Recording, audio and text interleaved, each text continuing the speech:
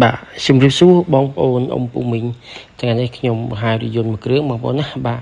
ខុសពីផ្លៃសាប់មួយដងយកមកដាក់ផ្ទះជាប់អាស្រមខ្ញុំនៅផ្ទះតែម្ដងគឺឡានគីទីតាន់1តោនកន្លះពេញឆ្នាំ1996ឯកសារពន្ធផ្លូវជាតិគ្រប់គ្រាន់ត្រឹមត្រូវកាត់ជ្រីច្បាស់លាស់ទាំងអស់បងប្អូនហើយលេខសាក់ស៊ីអីសិនព្រមទាំងអស់ពីដើមកណ្ដាល2ការ៉េមកមិនអញ្ចឹងបងប្អូនណាបាទប្រភេទឡានស្អាតមែនទែនហ្មងហើយអីពិសេសគឺឡានឡើងហើយស្រេចបងប្អូនមើលសបកថ្មីសាក់ស៊ីមុខមានពុកមានច្រេះទេបងប្អូនវានៅណែនតែម្ដងបាទសម្រាប់ខ្ញុំឡាននៅយ៉ាងម៉េចគឺខ្ញុំជម្រាបពុកម៉ែបងប្អូនរបៀបហ្នឹងបងប្អូនណា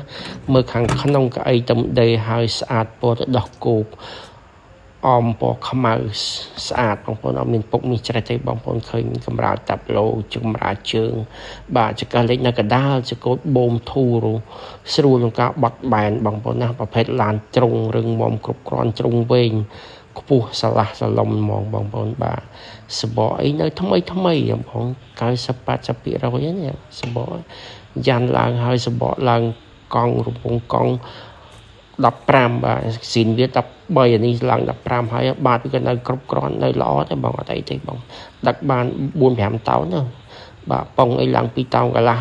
ទាំងប៉ុងទាំងសបកទាំងយ៉ាត់ទាំងបូមទាំងស្ទះគឺឡើង2តោនកន្លះទាំងអស់បងប្អូនសម្រាប់បងប្អូនយកតម្រូវការដឹក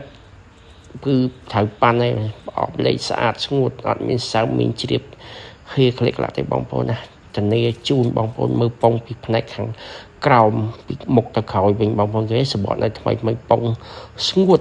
បាទអីខ្ចីបាទតនប់បាទត្រង់អីពីក្រោមនៅខ្ចីអត់មានពុកមានច្រេះទេបងប្អូនបាទនៅប៉ុណ្ណាថាត់ឲ្យមើលប៉ុណ្ណឹងអត់លាក់លៀមទេបងប្អូនបាទសបកខាងមុខផ្នែកខាងមុខក៏នៅល្អគ្រាន់តែបងបាទអត់ទាន់ដាច់ប្រូចទេសាក់ស៊ីនៅស្ងួតស្អាតទៅមានសើមមានជ្រាបមានខ្មៅក្លេកខ្លះទេបងប្អូនឃើញទេបាទ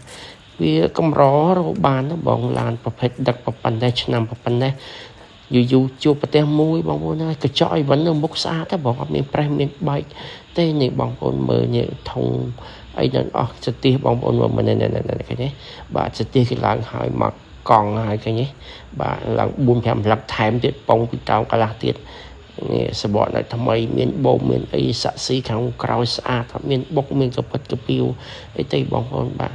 ខ្ញុំនិយាយមែនតែនហ្មងបាទនៅប៉ុណ្ណាមើលប៉ុណ្ណឹងផ្នែកខាងមុខគាត់ដូចគ្នាទៀតបងប្អូនបាទសស្ងួតអត់មានសើមគ្មានហូរអីទេបងបាទអត់មានខ្មៅគឺស្ងួតហ្មងខាងមុខអត់មានបុកមានពីទេបងប្អូននៅត្រង់ភ្លឹងហ្មងបាទប្រភេទឡានពីមុនគេប្រើថែទាំបដូរប្រេងទៀងទាត់មែនទែនភ្លើងភ្លឺច្បាស់គ្រប់គ្រាន់ទាំងអស់បងប្អូន